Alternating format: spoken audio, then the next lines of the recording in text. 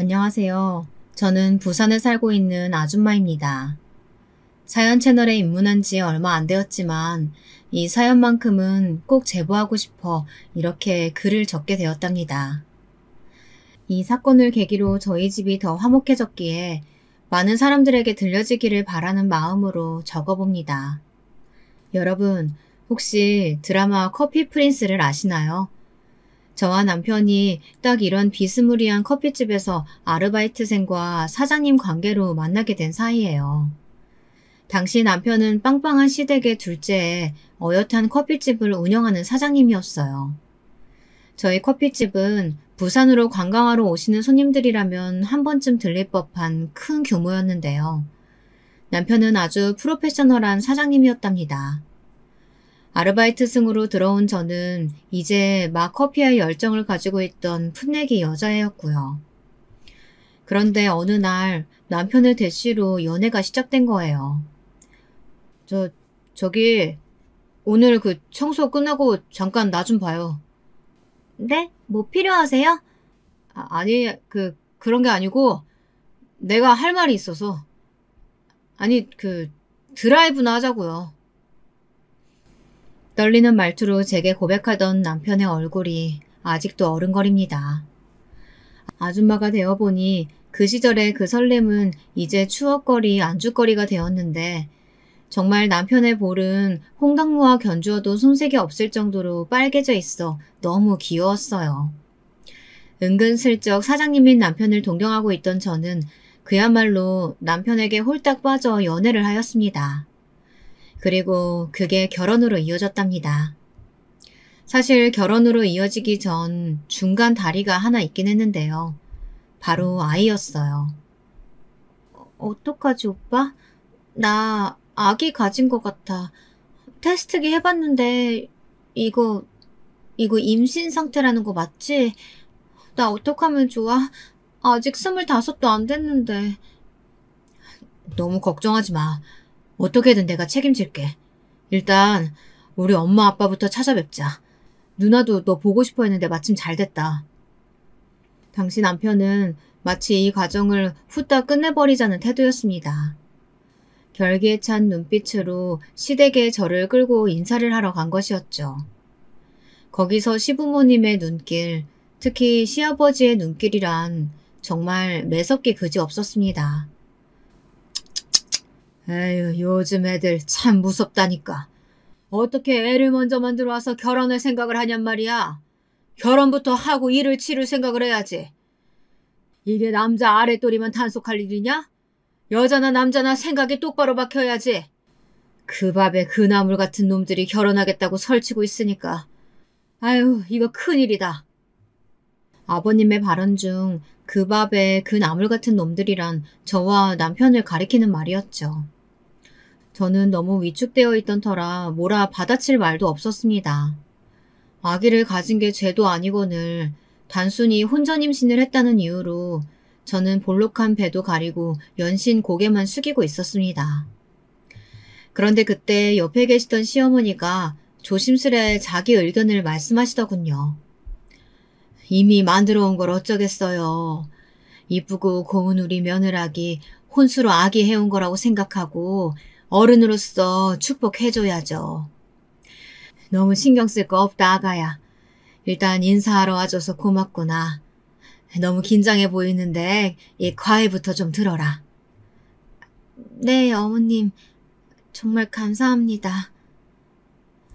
이때 시아버지와 참으로 대조되는 시어머니의 푸근한 인상과 자애로운 눈빛은 제게 크나큰 위안이 되었답니다. 저를 위아래로 쳐다보며 매의 눈길로 쳐다보는 시아버지에게 바짝 쫄아 있었는데 어머님은 그걸 이미 간파하신 듯 저를 따스히 안아주셨어요. 시댁에 갔을 땐 형님 되실 분이 이미 들어와 계셨고 이후 동서가 들어오게 되었는데요. 형님 역시 인상이 좋으셨습니다. 학교에서 아이들을 가르치는 수학 교사라고 하셨는데 특유의 근엄하고 진지한 분위기가 있으시긴 해서 어렵게 느껴지긴 했었지만 전체적으로 따뜻한 느낌이셨어요. 저에게 대하시는 것도 그랬고요. 나중에 저에게만 이렇게 속삭이더군요. 우리 시아버지 때문에 너무 긴장했죠? 원래 말씀이 좀 거치신 양반이세요. 아휴, 내가 다 민망하네. 그런데 형님의 말이 떨어지기 무섭게 바로 사건이 일어나고야 말았습니다.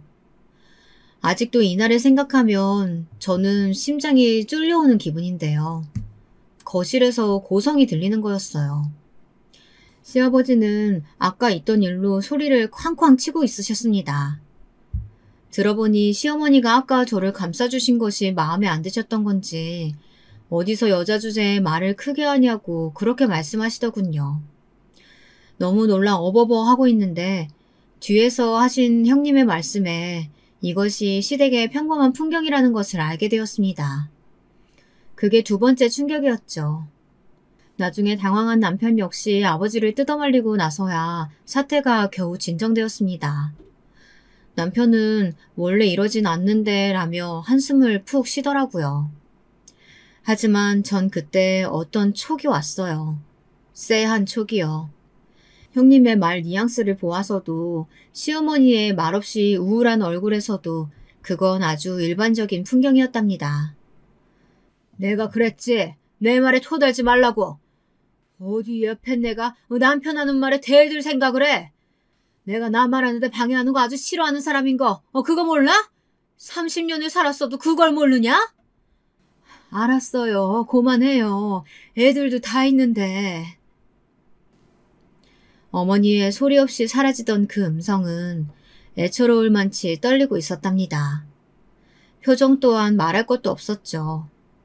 잔뜩 그늘이 들어진 그 얼굴엔 수치심이 어리고 있었습니다. 제가 나설 수 없게 끝나버린 일이었지만 그 이후 상견례를 할 때도 결혼을 한 이후에도 저는 시아버지와 종종 맞부딪힐 일이 많다는 걸 예감할 수 있었습니다. 그것은 아주 불길한 예감이었지만 적중했어요. 이래서 인생이 고통이란 말이 나오는 것 같아요. 이런 촉은 늘 적중하니까요. 특히 시아버진 상견례 때 아주 무례한 발언으로 저희 친정오빠 성질을 들쑤시고 말았는데요. 상견례 때는 보통 자식들 어린 시절이나 훈훈한 이야기를 하며 마무리를 하는 게 보통이잖아요. 시아버지는 거기서 본인 자랑을 늘어놓기 시작하셨어요. 그 자랑이 대개는 돈 자랑, 직업 자랑이었습니다. 시아버진 건축사로 일을 오래 하셨는데요. 자신이 그 시험을 어떻게 빨리 통과했고 집안의 그로 인해 얼마나 자식들이 덕을 봤으며 시어머니가 편하게 사셨는지 그 이야기뿐이었습니다. 아니, 니네 시아버지 대단하더라. 어떻게 안 싸돈 있는 자리에서 그렇게 무안을 주시듯 말할 수가 있다니? 안 싸돈 보기가 부끄럽더라 정말. 아니 건축사가 사자 들어가는 직업이니 뭐니 해도 본인 스스로 뿌듯하면 됐지. 뭘 그걸 상견례 자리에서까지 구태여 자랑하냐 이 말이야. 친정 식구들 앞에서 한순간에 죄인이 된 기분. 아마 느껴보지 못하신 분들은 모르실 겁니다. 그저 집안의 큰어른 되실 시아버지가 자서전 쓰듯이 줄줄이 자기 인생사를 읊는데 고개 끄덕이는 것 말곤 할 수 있는 게 없었어요. 거기다 명절날 한 번씩 저를 이런 식으로 들볶을 때도 있었는데요. 이게 제 속을 제대로 뒤집었습니다. 차라리 저를 욕하시던지 왜 저희 친정을 건드실까요? 사돈께서 운영하시는 청소업체 말이다. 내가 나중에 건물 하나 사면 거기 청소 사돈께 맡겨볼까 하는데 네 생각은 어떠냐 아가? 아, 네 아버님. 저는 좋은 생각인 것 같아요. 근데 저희 아버지도 그렇고 요즘엔 직접 청소하시는 게 아니고 운영만 하시는 거라 제안을 수락하실지 모르겠네요. 뭐? 직접 안 하신다고? 아니 그럼 내가 믿음직스럽지가 않지. 난 사돈이 같은 집안 사람이니까 꼼꼼하게 해주실 거라고 믿고 맡기는 건데. 아이 그럼 됐다. 다른 업체 부르지 뭐. 하여튼 네 친정 오빠도 사람이 안 되긴 했더라. 그 젊고 창창한 나이에 청소라니 얼마나 불쌍해. 아무리 돈이 잘 벌린다 어쩐다 해도 딱 봐도 푼돈 버는 걸 텐데. 집안의 장남이고 아니 차라리 사돈께서 공부를 시켰으면 좀 좋아? 아니에요 아버님. 저희 오빠 일에 대한 만족도 상당히 높아요. 물론 청소일 자체가 고되긴 하지만 저희 오빠는 보통 사람 관리하는 편이라서 그렇게 몸이 축나는 일도 없고요. 그러니까 네가 하나는 알고 둘은 모른다는 거다. 네가 우리 아들 같은 녀석이랑 결혼한 거, 이렇게 편하게 애 낳고 살 수 있는 거, 이거 다 누구 덕인지 모르겠냐? 내 덕이야. 내가 돈 벌어다 갖다 주니까 네 시애미도 네 남편도 편히 살았던 거야. 아이고, 너도 멀었다 멀었어. 헛똑똑이구만. 시아버지의 말에 대항한들 꿋꿋하셨습니다. 자신의 의견을 내세우는 데는 거침이 없으셨어요. 다만 여기서 아주 큰 문제는 다른 사람의 의견 같은 건 들을 생각이 전혀 없으셨다는 겁니다. 그저 청소업체를 운영한다는 이유로 얼마나 까내리고 비웃던지 걱정하는 척 선심 쓰는 척 하면서 위선 부리는 그 행동이 정말이지 한 번씩 역했습니다. 이런 마음을 달래준 건 어머님과 형님이었습니다. 어머님은 일전에 아버님에게 한번 호되게 당하셨던지라 대놓고 하지는 못하셨지만 뒤에서 몰래 접붙들고 미안하다고 사과를 하셨어요. 형님은 어머님과 반대로 시아버지에게 대놓고 한 번씩 퉁을 주었는데요. 형님이 학교 선생님이라고 했잖아요. 조금 엄한 말투로 또박또박 하고픈 말을 힘주어 하는데 형님이 마치 여자 영웅처럼 느껴질 정도였어요. 아무리 그래도 아버님, 동서 친정을 그렇게 무시하시면 어떡해요. 동서 기분이 어떻겠어요. 제가 그러지 마시라고 말씀드렸잖아요. 내가 그러려고 한 게 아니고 큰애 네가 오해한 거다. 난 작은애한테 뭐라고 한 거 없어. 그런데 희한하게 아버님이 형님에겐 크게 이렇다 말씀을 못하시는 게 신기하더라고요. 나중에 물어보니 옛날에 이미 형님과 아버님이 대판 크게 싸운 적이 있었다고 합니다. 그때도 아버님이 저 때와 비슷하게 형님의 친정을 가지고 술김에 욕을 세게 하셨는데요. 형님이 그만 거기서 못 참고 시댁과 인연을 끊겠다고 선언을 한 것이죠. 아버님은 그 말에 기겁을 하셨다고 해요. 손주는 보고 싶어 하시는 성격이고 아주버님도 그다지 경제적 수입이 없던 편이라 혹시나 이혼이라도 당하면 그 후에 돌아올 후환이 예상되잖아요. 이렇듯 형님이 한번 세게 나가시니 정글의 왕처럼 군림하셨던 아버님도 곧바로 깨갱하신 거죠. 한마디로 상대를 보고 덤비시는 분이 저희 시아버지였습니다. 강자에겐 약하고 약자에겐 한없이 강한, 참 이런 말 못하지만 한마디로 비열한 구석이 있으셨죠. 그런데 그런 형님도 어쩌지 못하는 부분이 있었는데요. 제가 시댁의 이 암흑 같은 비밀을 알게 된 건 결혼한 지 1년째 비스무리하게 되던 날이었어요. 어느 날 시어머님과 형님 두 분이 대화를 나누고 계시는 걸 우연히 듣게 된 거죠. 근데 그 대화 내용에 소름이 오서서 돋았습니다. 어머님, 너무 심내지 마세요. 아버님 이러시는 거 한두 번 아니라 저도 속상하긴 하지만 그냥 지나가는 바람이실 거예요. 그래, 나도 그렇게 차라리 믿고 싶은데 이번엔 어쩐지 감이 안 좋아. 왠지 안 좋은 일이 일어날 것 같구나. 네, 바로 아버님의 바람기였어요. 뒤늦게 저를 발견하신 어머님과 형님은 호다닥 놀라 표정 관리를 못 하시더군요. 그러다 이내 어머님께서 저를 먼저 앉아놓고 조용히 어르듯 말씀하셨습니다. 시아버지가 바람을 핀 지는 이미 어머님이 자식을 다 낳고 난 후 시작되었는데요. 그 세월이 거진 30년째고 자기는 거의 포기하다시피 하고 살았다고요. 그러려니 하면 그냥 그러려니가 되더구나.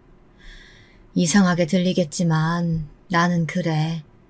젊은 네 눈에야 내가 참 모자르고 바보같이 보이겠지만 나는 이혼은 생각해 본 적도 없고 그럴 생각은 없단다.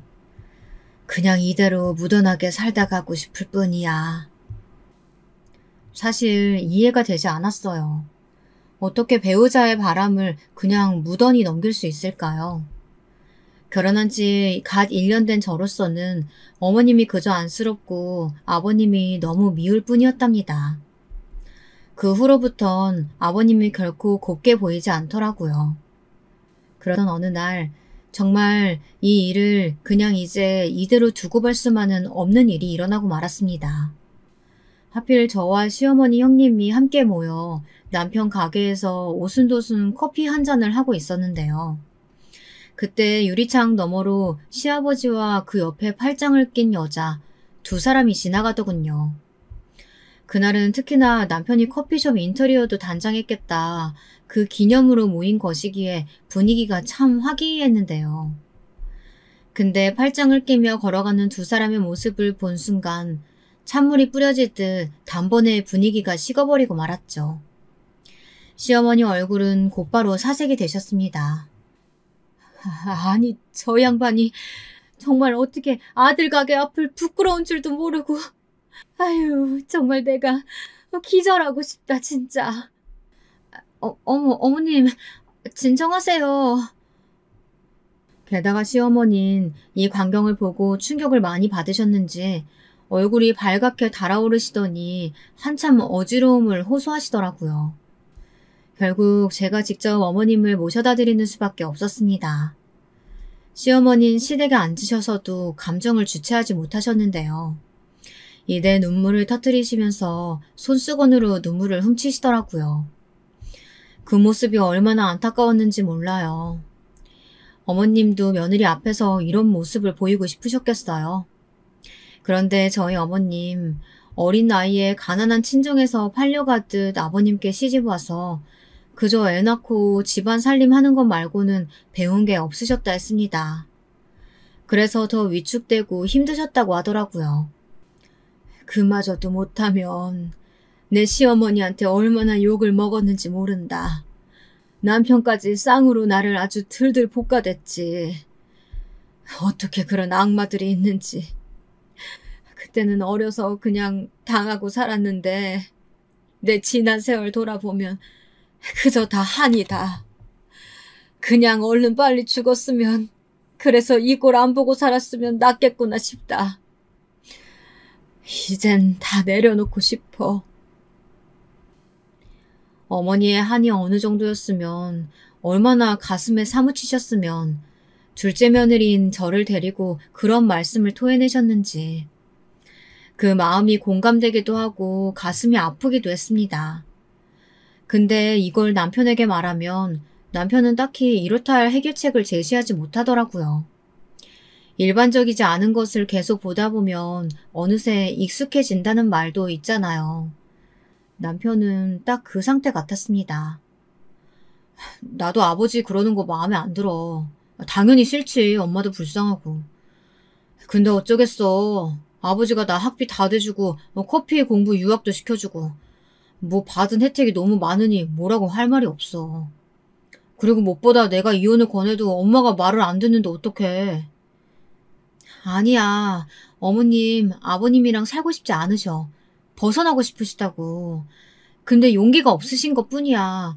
평생 가정주부로 집안에서만 살아오셨으니까 막상 이혼해서 나와 산다고 해도 막막하셔서 이대로 지내시는 거라고. 근데 어머님 이러다 정말 병드셔. 어머님 연세에 병드는 거 특별한 일도 아니잖아, 여보. 나는 무서워. 우리 어머님 이러다가 완전히 망가지실까 봐. 저는 그때 시어머니께서 완전히 정신을 놓으실까 봐 두려웠어요.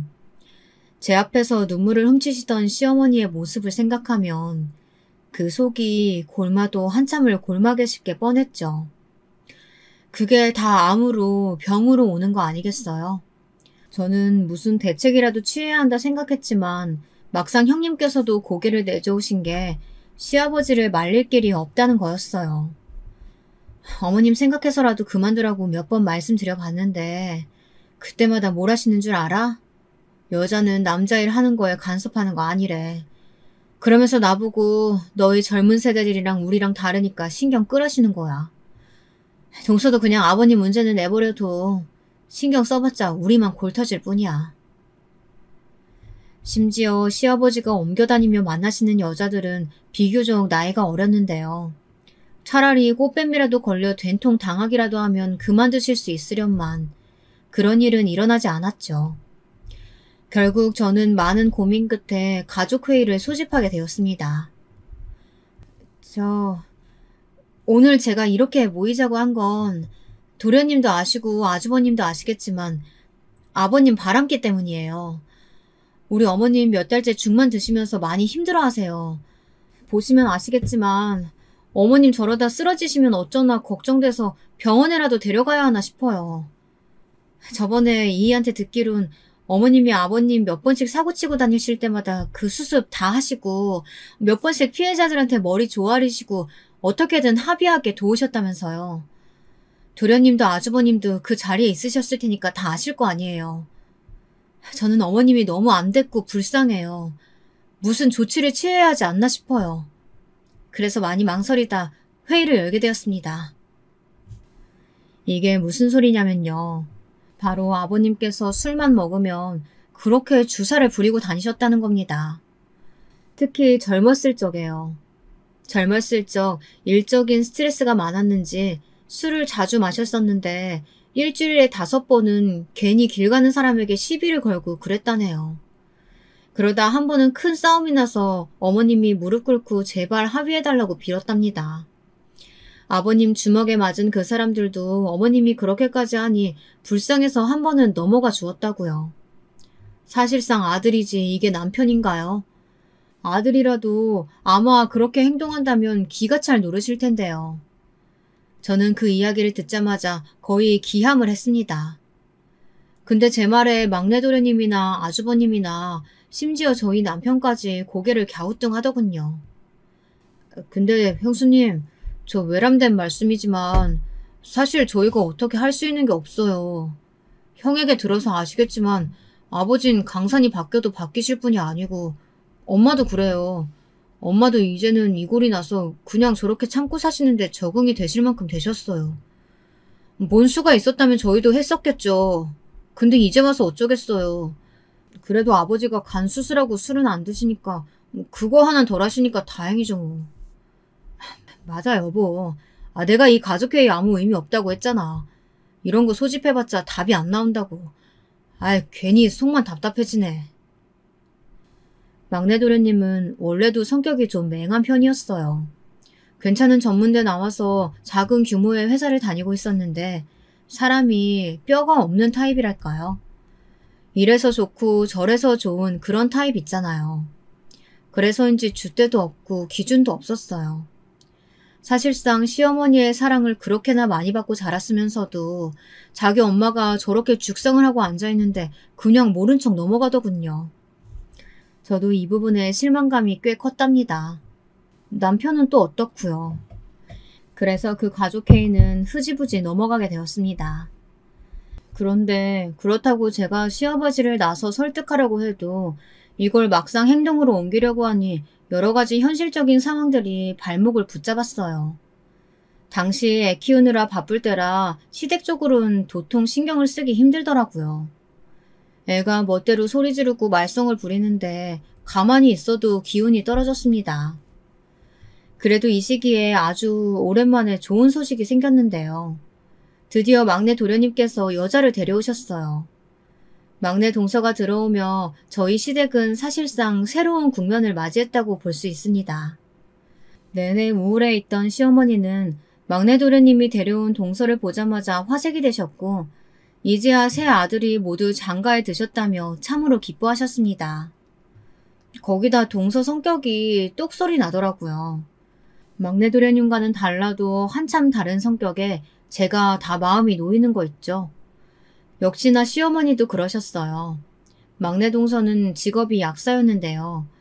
도련님 회사 근처에서 약국을 운영하다 그렇고 그런 사이가 되었다고 하더라고요. 대학 입학도 졸업도 1등으로 했다고 하는데 그래서 그런지 어딘가 남달라 보였어요. 아이고, 드디어 우리 집에 사자가 들어왔구나. 사자가. 내가 우리 큰 며느리나 작은 며느리한테선 보지 못한 재미를 너한테서 보면 되겠네. 하하하하. 어떻게 우리 한심한 막내 아들이랑 엮였는지 모르겠지만 아무쪼록 잘 들어왔다. 이제야 대화가 통하겠구나. 네. 그런데 아버님, 이 한심하지 않고 저보다 영민하고 똑똑한 사람이에요. 제가 배울 때가 많아요. 제가 공부만 해서 세상 돌아가는 건 잘 모르거든요. 이희한테 많이 묻고 배워요. 그러니? 우리 막내 아들한테 그런 구석이 있는진 미처 몰랐네. 그냥 구멍가게 같은 쬐끄만 회사 다니면서 지 용돈벌이 나는 줄 알았는데. 하헤이. 작은 회사긴 하지만 알아보니까 굉장히 탄탄한 회사더라고요. 거기 대표님을 제가 우연히 모임에서 만나서 알게 되었는데요. 비전이나 직원들 생각하는 마음도 남다르시고요. 이이가 그런 회사 다녀서 저는 참 다행이다 싶어요. 동서는 시아버지 앞에서도 기죽지 않고 자기 할 말을 또박또박 하는데 형님마저 약간 여기에 감탄하신 듯 했습니다.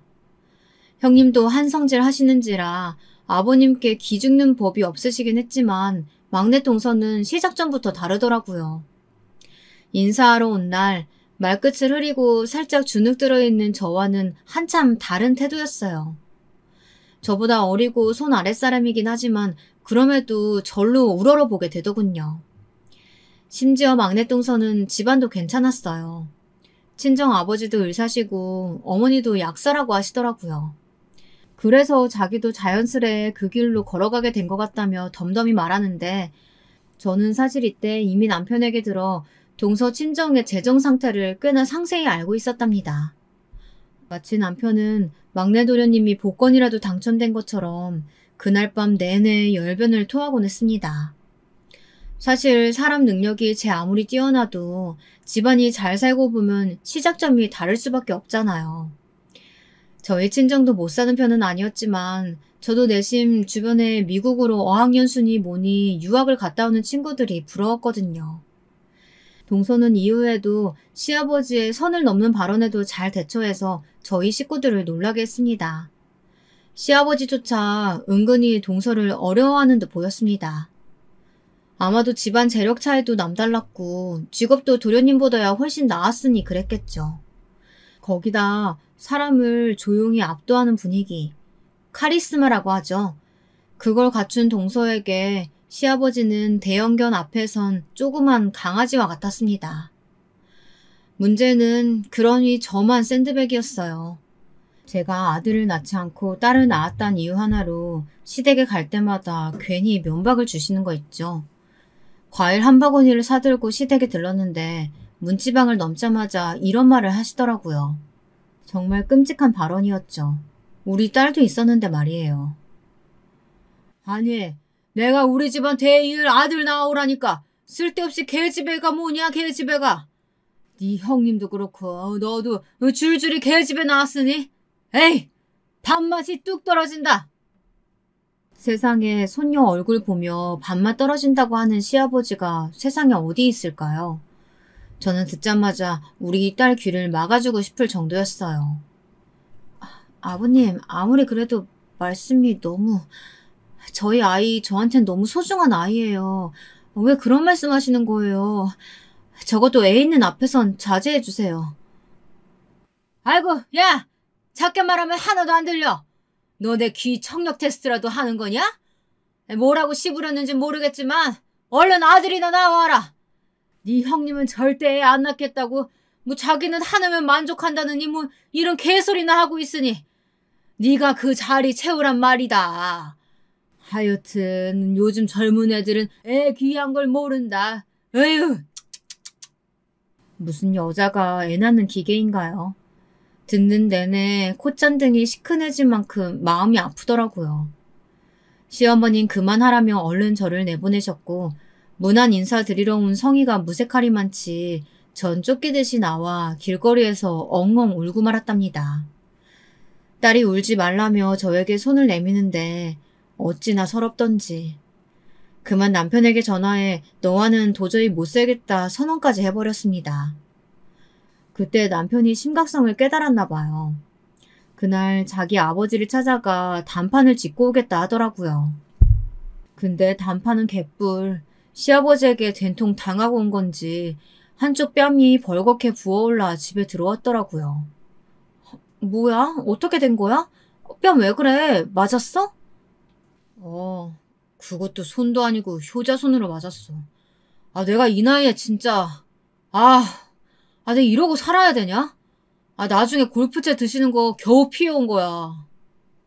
네, 남편은 시아버지에게 항의하러 갔다가 옆에 있던 효자손으로 온몸을 두들겨 맞고 왔다고 하더라고요. 남편이 좀 허약 체질이긴 했지만 아무리 그래도 그 노인네를 못 이길 만큼은 아닌데 아마 부모이기에 손을 대긴 그랬나 봅니다. 흠씬 두들겨 맞고 집에 와 소주를 벌컥벌컥 들이키는데 그때 생각했어요. 남편에게는 SOS 같은 거 보내지 말아야겠다고요. 일절 도움이 안 되니까요. 야, 너 고깟 한 소리 좀 들었다고? 어디 여자가 남편한테 일러서 자기 부모한테 찾아오게 만들어? 이런 배은망덕한 것을 봤나? 그 못된 버릇 당장에 고쳐라.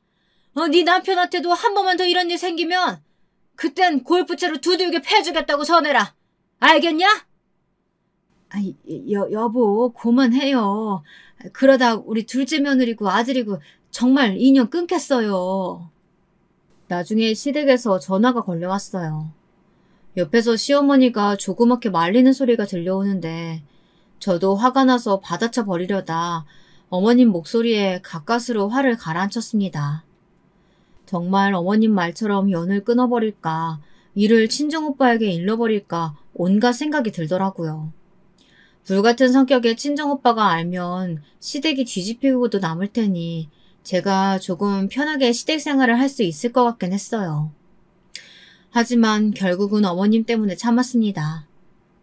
그러다 결정적인 사건이 하나 터졌습니다. 어느 날 시어머니로부터 다급히 전화가 걸려왔어요. 시어머님 먼저 들어온 형님보단 성격이 유순한 편이었던 저를 더 편하게 여기시는 편이었는데요. 그럼에도 새벽에 걸려온 전화야 깜짝 놀랐습니다. 그리고 저는 그때까지만 해도 후에 어떤 참담한 일이 일어날 줄은 꿈에도 모르고 있었습니다. 어머님은 다급히 전화를 끊으시더니 구태여 저희 집 쪽으로 오시겠다고 했습니다. 이때부터 심상치 않았죠. 저는 아이를 학교에 보내고 어머님을 뵈러 커피숍으로 향했어요. 시어머니는 남편이 운영하는 곳도 절대 안 된다며 다른 장소를 정해 거기로 가겠다고 하시더군요. 말씀하신 시간보다 조금 이르게 도착했는데 잔뜩 헝클어진 머리를 하고 다리를 덜덜 떠시고 있는 할머니 한 분이 보이더라고요. 저희 시어머니였습니다. 머리 손질만큼은 늘 단정히 하시고 다니던 분인데 말이죠. 왔니, 아가? 얼른 앉아봐라. 너한테 보여줄 게 있다. 어머님은 저를 보자 순수건으로 눈가를 훔치시더니 서류 하나를 내밀었습니다. 왜인지 서류를 열어보기 무서워서 이게 무엇냐는 눈빛으로 쳐다보았더니 그냥 열어보라고 하시더군요. 그리고 열게 된 서류에는 믿을 수 없는 사진들이 담겨져 있었죠. 그것을 우르르 테이블에 쏟아내고 하나씩 보기 시작하는데 세상에 시아버지와 상간녀의 사진이 들어있더군요. 심지어 눈길을 더 사로잡게 된 건 그 상간녀의 나이가 몹시 어려 보였다는 점, 상간녀의 배가 약간 볼록해 보였다는 것이었습니다. 설마 하는 눈길로 시어머니를 보는데 사실이었습니다. 내가 요 며칠 이 양반 하고 다니는 게 수상해서 그 흥신소에 문의를 좀 넣어봤다. 이런 것도 조사해 주냐고 하니까 그 양반들은 자기들이 이런 분야 전문가라고 하더라. 근데 세상에 그 여자가 글쎄 그 영감탱이보다 20살이나 어린데 심지어 임신까지 시켰다지 뭐니. 근데 뭐라고요? 어머님 방금 그 임신이라고 하셨어요? 가능한 거예요? 그래. 이 양반이 나한테 그러더라. 집 나가라고. 이제 자기 아들하고 새 여자랑 이 집에서 오순도순 살아야겠으니 나가라고 하더라고. 나는 도무지 살 수가 없다.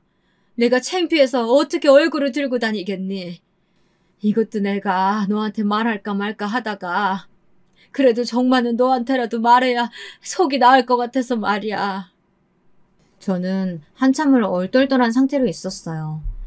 그러다 시어머니 얼굴 한 번, 그 사진들 한 번을 번갈아 보았습니다.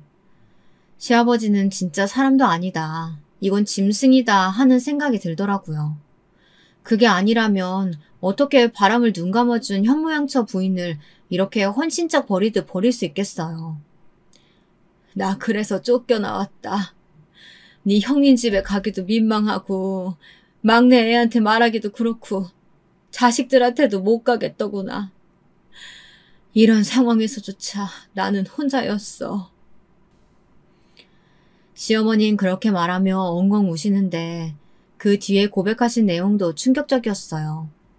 사실상 시어머니가 바람만 참아주신 게 아니더라고요. 시아버지의 상간녀, 가정 파탄범이 와서 시어머니에게 행패 부리는 것마저 꾹꾹 참으셨다고요. 그 내용이란 같은 여자인 제가 듣기로도 수치스러울 정도였습니다. 저는 그 즉시 시어머니를 제 집에 모셔다 드리고 저희 딸을 잠깐 봐주시는 아주머니에게 따로 부탁을 드렸어요. 형님과 동서에게도 이 일을 알려야겠다는 생각이 들더라고요. 그래서 단톡방을 파서 시간 내어 꼭 모여달라고 했습니다. 그런데 그 사이 충격적인 일이 일어나고야 말았죠. 시어머니께서 그만 그날 밤에 유서 한 장을 남기시고 다량의 수면제를 드시고 만 겁니다. 제가 그 모습을 목격하고 말았고요. 다들 응급실에 모여 누워있는 시어머니를 걱정하며 당황스러워하고 있었습니다. 진실을 아는 건 오로지 저뿐이었어요. 몸이 부들부들 떨리더라고요. 그 사이 시아버지는 어딜 갔는지 코빼기도 보이지 않았습니다. 아마도 그 상간녀와 함께 있었겠죠. 어머님이 언제 회복될지 모른다는 의사 선생님의 말을 듣고 저는 오열을 했습니다. 얘들아, 쓸모없는 노인네는 이제 그만 세상을 등지려고 한다. 나는 더 이상 고통을 겪고 싶지 않다. 부족한 날 이해해다오. 이런 유서의 내용도 가슴 아프기 그지없었어요. 저는 그날 밤 조용히 형님과 동서를 병원 밖으로 불러냈어요. 다들 놀라지 말고 제 이야기 들어주세요. 나 이거 혼자 감당할 자신이 없어서 두 사람에게 말하는 거예요. 시어머니가 왜 그런 선택했는지 전 알아요. 낮에 절 찾아오셨어요. 그리고 말씀하셨어요. 시아버지가 바람을 폈는데 이번엔 시어머니한테 아예 나가라고 했다고 해요.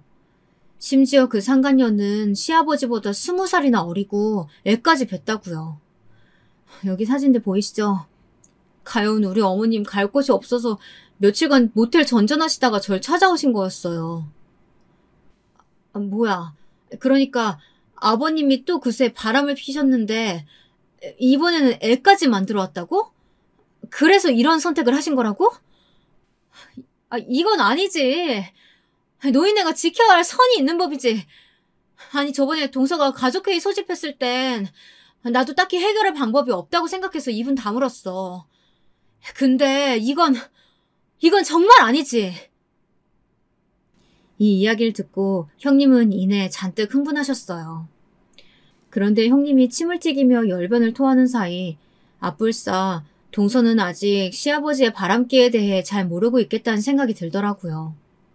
사실 막내 동서가 들어온 지 오래되지도 않았고 시아버지가 딱히 무례하게 행동하지 않았으니까요. 근데 여기서 막내 동서가 잠시 후 주체할 수 없을 정도로 몸을 떨더니 커피잔을 콱 내려놓더라고요. 그 소리에 저도 형님도 놀랐습니다. 동서는 생전 처음 보는 표정이었어요. 눈빛엔 살이마저 담겨 있었어요.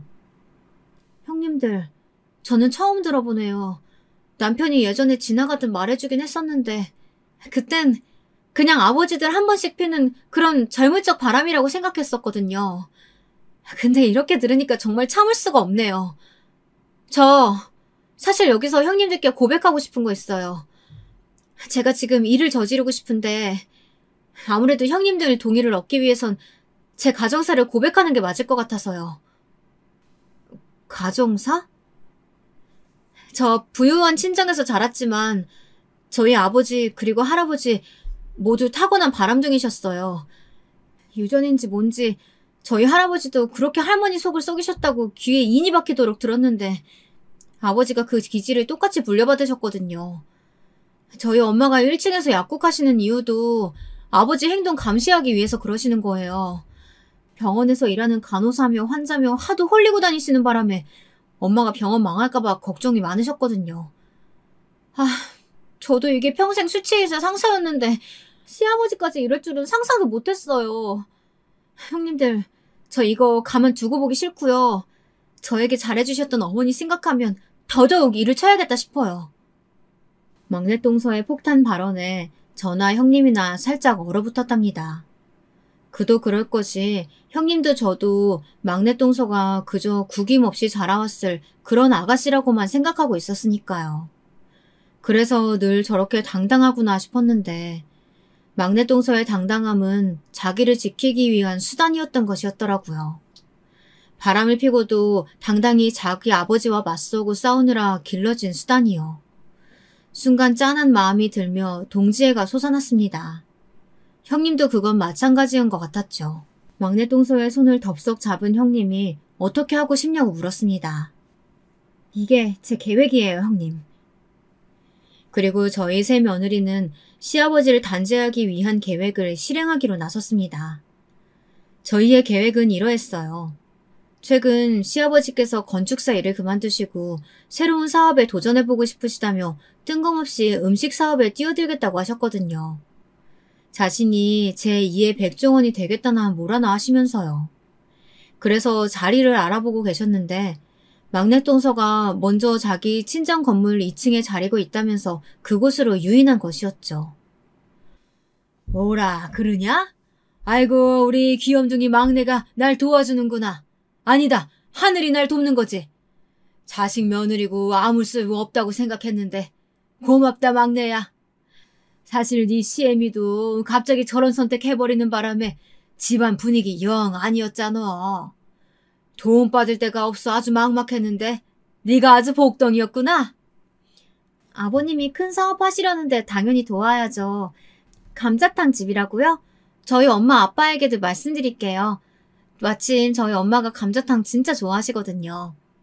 그래? 그럼 우리 사돈께는 특 대짜로 선물해드려야겠구나. 공짜니까 출출하실 땐 언제든지 내 감자탕 집에 와서 식사하시라고 하려.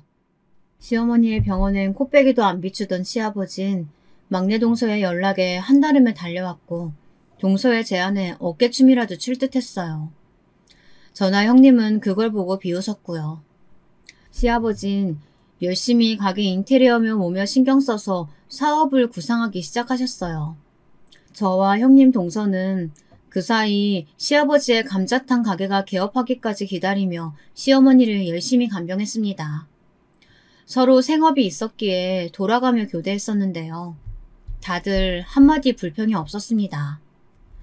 시아버지의 감자탕 가게가 개업한 날 저희는 일제히 모두 시아버지 가게로 찾아갔습니다. 그리고 시부의 상간녀도 마주칠 수 있었는데요. 그 여자가 팔짱을 꼰 채 저희를 보고 있더라고요. 사진보다 실물이 훨씬 더 늙어 보였고 못된 심보가 얼굴 곳곳에 드러나 있었습니다. 어머나, 내가 너희 새로운 시어머니 될 사람인데 소개가 늦었지? 여보, 나 이제 집안 안주인 될 사람이니까 소개 좀 해줘요. 여기가 당신 새 며느리들이라고? 어디 보자. 한 명은 기 세게 생긴 게 딱 봐도 드세 보이고 한 명은 없어 보이게 생겼고 한 명은 돈은 많아 보이는데 생긴 게 영 별로네. 자길 새로운 시어머니라고 주장한 그 여자는 순서대로 형님 저 동서를 가리키며 대놓고 험담을 하더라고요. 마치 기산제역 같았습니다. 농담조였지만 농담이 아닌 내가 서열 위이니 무시할 생각 말라는 선전포고요. 그에 약간 당황하신 것 같은 시아버지가 허허실실 웃더니 그래도 자식 새끼들보다 나아. 특히 우리 막내 며느리가 여기 금싸라기 같은 땅을 저렴한 월세로 가게 내줬잖아. 하더라고요. 동서를 역시나 부단히 챙기시더군요.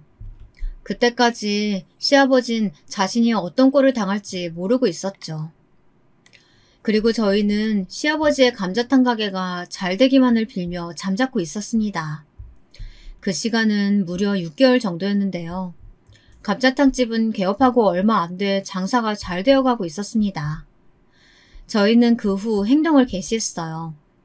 일단 동네 맘카페에 시아버지의 행동을 적는 것을 시작으로요. 이건 글을 잘 쓰시는 형님이 담당했고요.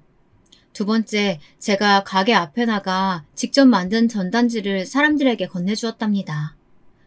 전단지에 시아버지의 추악한 행위, 그리고 그로 인해 시어머니가 어떻게 병들어가는지 자세히 하나하나 친절하게 나열한 전단지였습니다. 시아버진 가게 손님이 줄어들자 처음엔 무슨 일인지 몰랐다가 저를 찾아왔습니다. 너 이게 무슨 짓이야? 내 사업 잘 되는 게 그렇게 배 아팠냐? 무슨 말씀이세요? 아버님 말씀 무슨 말인지 하나도 못 알아듣겠어요. 이 전단지, 이거 네가 만든 거 아니야? 어디서 되도 않는 발뺌을 하려고 들어? 아버님, 상상력이 참 깜찍하시네요. 저 그런 거 만들 줄 몰라요. 아버님이 그러셨잖아요. 예전에 제가 딸밖에 낳을 줄 모른다고. 배운 거 없는 무식한 애라고요. 제가 무식해서 이런 고급 작업은 일절 할 줄 몰라요. 그러니 여기서 따지지 마시고 나가세요. 이제 카페 오픈 시간이거든요. 뭐야? 이런 미친, 이 요망한 걸 봤나? 내 당장 네 머리칼 쥐어뜯어 놔도 성에 안 차는데 어디서? 그런데 그때 저를 도와 나서준 것이 남편이었습니다. 자기 엄마가 아버지 때문에 새어머니 들여 저렇게 되셨다는 걸 알고 난 후 남편은 완전히 변했습니다. 남편은 그 자리에서 대걸레 빤물을 그대로 시아버지에게 끼얹어 버리더군요. 순식간에 쫄딱 젖어버린 시아버진 멍하니 자기 아들을 바라보았어요. 한 번도 제대로 대들지 못했던 둘째 아들에게 이런 면이 있었을 줄은 예상하지 못하셨죠. 한 번만 더 가게 오시면 대걸레 물 더 끼얹어 드릴게요. 그리고 아버지와 이 시간부로 인연 끊을 거예요. 이건 저뿐만 아니고 동생, 형도 다 같은 생각이고요. 아버지에게 이제 자식은 없어요. 네, 세 남자들이 드디어 정신을 차렸답니다. 어머님이 정말 생명의 위기에 직면하니 그제야 현실을 각성하고 자기들의 잘못을 뉘우치고 반성하더라고요.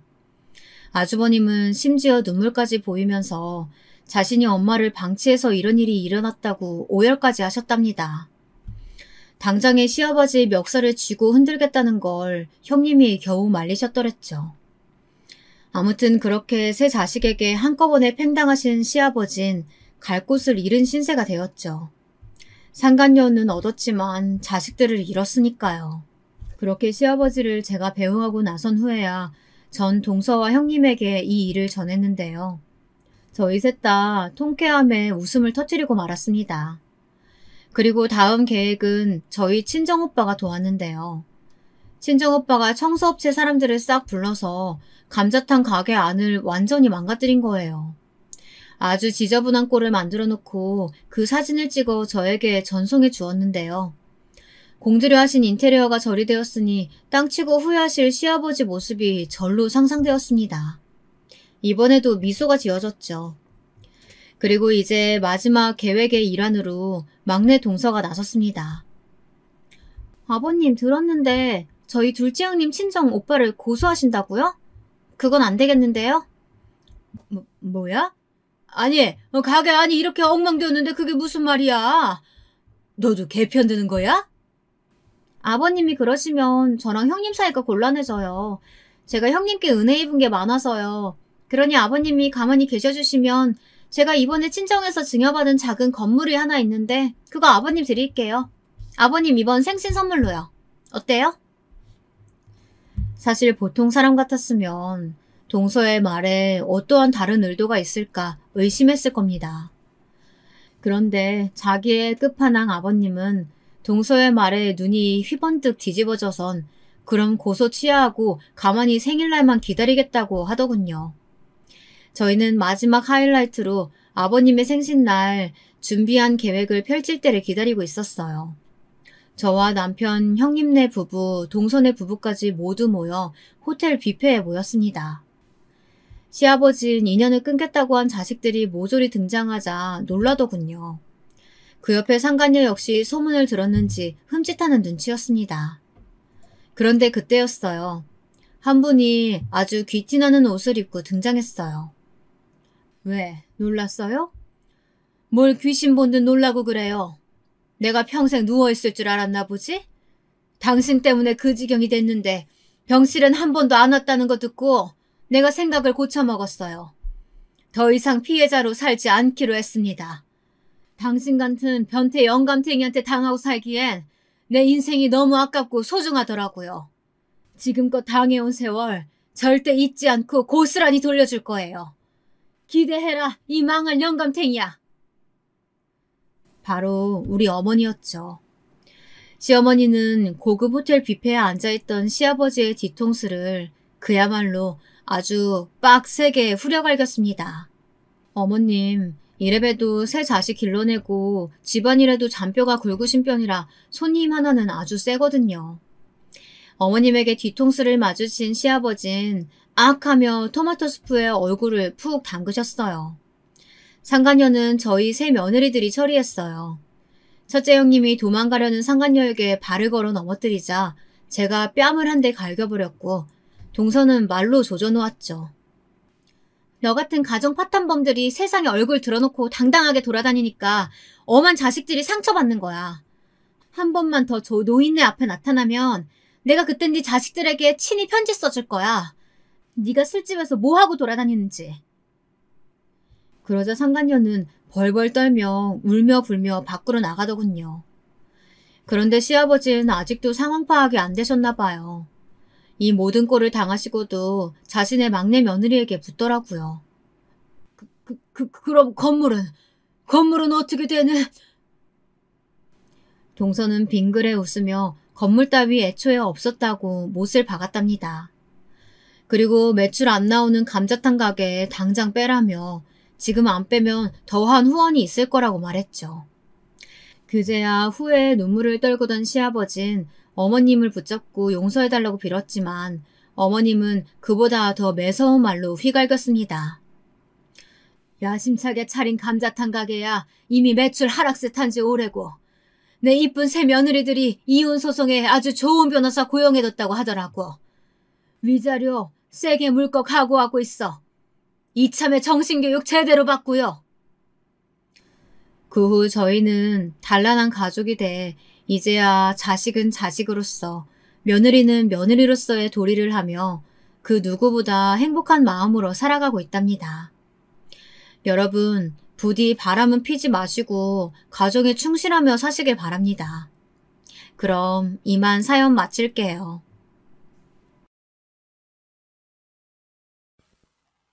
안녕하세요. 저는 올해로 40이 되는 새댁이라고 하기엔 조금 연식이 된 대한민국의 여성입니다. 우연히 유튜브로 사연 채널을 접해 다양한 사연을 듣다 보니 공감되는 부분도 있고 해서 저도 제 인생에서 가장 통쾌했던 에피소드를 오늘 말씀드려보려고 해요. 제가 재미있게 들었던 것처럼 부디 재미있게 들어주시길 바랍니다. 그럼 이야기 시작하겠습니다. 저는 서울은 아니지만 우리나라에서 손꼽히는 대도시에서 태어났습니다. 1980년대생인 저희 세대는 부모님들이 지독한 가난을 겪은 것과는 달리 많은 것을 누리고 살았죠. 저희 집은 아버지는 금융 쪽 회사를 다니셨고 어머니는 가정주부셨어요. 저는 3남매 중 장녀이고요. 아이가 셋이라 형편은 빠듯했어도 부모님은 자식 교육에는 열성이셔서 학교에서 받아쓰기를 틀려오면 종아리를 맞으며 혼나기도 하고 주판 학원을 다니고 피아노도 배우며 즐겁게 자랐던 기억이 납니다. 그렇게 초등학교 시절과 중학교, 고등학교를 지나 저는 화학 전공으로 대학을 가게 되었어요. 아무래도 저까지 자식이 셋이라 형편이 빠듯했기에 20살이 되어 막 사회에 발을 내딛던 그 순간부터 저는 결혼 자금을 부모님께 손 벌리지 말고 내가 모아야겠다는 다짐을 하고 아르바이트를 시작했습니다. 제일 처음 시작했던 아르바이트는 편의점이었어요. 2달 일을 하고 나니 점장이 자신의 조카가 일해야 한다면서 저를 쫓아내더군요. 억울했지만 이것도 사회생활이려니 하고 다시 프랜차이즈 빵집 알바를 구했습니다. 빵의 이름을 외우고 하루 종일 서 있고 화장실도 눈치 보며 다녀와야 하는 일이 힘들었지만 열심히 일해서 번 돈 50만 원이 처음 통장에 들어온 것을 본 순간 너무 기뻤습니다. 그렇게 저는 대학 다니랴 아르바이트 하랴 바쁜 20대를 보냈어요. 그리고 27살이 되던 해 전공을 살려서 제약회사에 취직을 했습니다. 복지나 처우가 좋은 외국계 제약회사였어요. 유명한 약이 많았기 때문에 한국 제약회사처럼 접대를 하거나 할 필요도 없었고 그저 병원을 한 번씩 방문해서 의사 선생님들께 약을 드리고 또 바뀐 사항들을 전달하면 되는 일이었습니다. 그 외에 다른 마케팅 역시 제 적성에 맞아서 저는 아주 바쁜 20대 후반에서 30대를 맡고 있었습니다. 요즘 제 나이대 사람들 중에 결혼을 안 하는 사람들이 아주 많은 거 아시나요? 저는 제 친구들 중에 아직 결혼을 하지 않은 친구가 10명도 더 되는데 집값도 높고 살기가 워낙 팍팍하다 보니 그냥 내가 벌 수 있는 한정된 돈을 나 자신에게만 쓰고 편하게 살겠다는 입장이 이해가 되기도 하더라고요. 물론 저는 꼭 나이가 너무 많아지기 전에 결혼을 하겠다는 입장이었지만요. 대학 다닐 때 남자친구를 한두 번 사귀기도 했고 소개팅도 했었는데 결혼할 사람을 찾다 보니 경제력이며 뭐며 여러 가지를 고려해야 하더군요. 사람이 착해도 능력이 없으니 연애를 해도 힘들고 또 너무 잘난 남자도 부담스럽고요. 그렇게 저는 결혼 자금이 없다고 5년 후에 결혼하자던 대학생 때 만난 남친을 그만 차버리고 저와 비슷하거나 조금 나은 형편의 남자를 찾아 소개팅을 하고 있었어요. 늦어도 35살 전에는 결혼을 해야겠다는 생각 때문이었죠. 줄기차게 소개팅을 했지만 마음에 드는 남자를 만나기는 쉽지 않더군요. 이렇게 쉽지 않으니 다들 결혼정보회사니 뭐니 그런 데를 가나 싶기도 하고 초조하기도 했습니다. 계속 나이를 먹어가는데 저도 얼른 번듯하게 결혼을 하고 싶었거든요. 그러던 중 회사에서 회식이 있었어요. 저는 마케팅 부서에 있었는데 영업부에 있는 권대리라는 분과 우연히 옆자리에 앉게 되었습니다. 다들 술을 많이 마셔서 정신없는 분위기였는데 이분만은 술이 굉장히 세신지 멀쩡하시더라고요. 저는 그것이 신기해. 술 많이 드셨는데 멀쩡하시네요? 하고 말을 걸었습니다. 그랬더니 이분이 웃으며 자신은 원래 술이 세서 회식 자리가 별 재미없다면서 요즘 취미로 열대어 키우는데 사진 볼래요? 하는 것이었어요. 다 큰 성인 남자가 열대어라니 저의 선입견일 수도 있지만 굉장히 신기해서 보여달라고 하며 이야기를 나누게 되었습니다. 그렇게 그 사람과 몇 번 밖에서 밥도 먹고 맥주도 한잔하면서 점차 가까워지게 되었어요. 꽂히면 한 분야만 지식을 쌓는 저보다 훨씬 다방면으로 아는 것도 많고 아주 똑똑한 사람이었습니다. 제가 잘 모르던 서양사라든지 여행 이야기 등 정말 무슨 이야기를 묻기만 하면 줄줄 나오는 통에 정말 한시도 지루할 틈이 없었어요. 그렇게 이야기를 나누면서 문득 이렇게 똑똑하고 자신감 있는 재미있는 남자랑 산다면 정말 즐겁겠다는 생각이 들었습니다. 거기다가 집안 형편도 나쁘지 않더군요. 부모님이 집도 있고 상가도 있는 둥 먹고 살 만한 형편이고 시어머니도 젊을 때 미대를 다니셨다는 걸로 보아 유복한 집안 출신인 것 같았어요. 저는 결혼 자금이 없어 헤어졌던 전 남친을 떠올리면서 이번 연애는 예감이 좋다고 생각했습니다. 그렇게 저희는 회사 비밀 커플로 연애를 1년 정도 했어요. 그리고 양가 부모님께 결혼을 하고 싶다고 인사를 드리게 됐죠. 저는 그렇게 5월에 신부를 꿈꾸며 결혼 준비를 하게 되었습니다. 혼수며 예단이며 제 예상보다 시댁에서 갖추기를 원하는 것들은 꽤 많았어요. 집은 시댁에서 해주는 돈과 제가 일하며 그동안 모은 돈을 합쳐서 대출을 끼고 작은 아파트를 샀고 어머니는 모피가 가지고 싶다고 하셔서 비싼 모피 코트를 한 벌 해드렸습니다. 예비 신우에게는 백화점 명품관에서 비싼 가방을 사드렸고요. 이불이며 한복이며 혼수를 보러 다닐 때에도 시어머님의 의견이 강하셔서 어머니의 의견대로 저는 어머니와 둘이 만나 결혼을 준비했어요. 친정 어머니께서는 이제 그 집안을 들어가 살아야 하는데 예비 시어머니 원하는 대로 어지간하면 맞춰드리는 것이 좋다고, 지금 삐그덕거리면 살면서 계속 그게 트집거리가 된다고 하셨어요. 저는 세상이 많이 바뀌었다고는 해도 여전히 시댁은 어려운 존재이구나 하면서 어머니 비위를 거스르지 않으려 노력했습니다. 그렇게 참고 또 참으면서 어머님 의견을 최대한 반영하여 결혼 준비를 가까스로 마치고 드디어 결혼식이 당일이 되었는데 문제가 터졌습니다. 시어머니 단골집이라는 한복집에서 약속한 식 진행 시간에 한복을 보내주질 않아서 혼주인 친정어머니가 한복 없이 식을 치를 상황이 된 것이었습니다. 다행히 저희가 일찍 체크를 하고 한복집에 항의해서 사장님이 급하게 퀵서비스를 이용해서 간신히 식 시작 30분 전에 한복을 받았어요. 그리고 정신없이 식을 치렀죠. 그리고 저희는 유럽으로 즐겁게 신혼여행을 다녀왔습니다. 여행을 무사히 마치고 친정에 들러 하룻밤을 자고 다음날 시댁으로 인사를 드리러 갔어요. 그런데 제가 올리는 절을 받으신 시어머니께서는 신혼여행은 어땠는지 묻지도 않으시고 대뜸 한복 사건을 거론하며 친정엄마 흉을 보시는 거였어요. 아니, 사돈은 그런 걸 하나 꼼꼼하게 못 챙기셔서 어쩐다니? 나보다 5살이나 젊은 양반이 한복이 안 오면 미리미리 전화로 체크를 했었어야지. 저는 신혼여행 다녀왔다고 선물을 잔뜩 가지고 기분 좋게 왔다가 친정엄마 욕을 들으니 기분이 너무 안 좋았습니다. 솔직히 결혼 잘못한 거 아닐까, 지금 첫 단추부터 잘못 깨고 있는 것은 아닐까 하는 생각이 굴뚝 같았지만 시어머니께서 그렇게 꼬투리 잡으시는 것 빼고는 남편도 저와 잘 맞았고 서로의 조건도 누가 봐도 훈훈한 커플이었기 때문에 애써 참는 것만이 능사라던 친정엄마 말을 떠올리면서 한 귀로 듣고 한 귀로 흘리며 어색하게 웃었습니다. 지금 이 이야기는 못 들은 것으로 하자고 스스로 세뇌를 시키면서요. 그때는 이런 일로 시어머니께 대들거나 해서 시끄러워지고 싶지 않았고 저만 좀 누르면 잘 지나갈 거라고 생각했거든요. 어차피 남편하고 제가 사는 것이지 제가 시어머니와 사는 것은 아니니까요.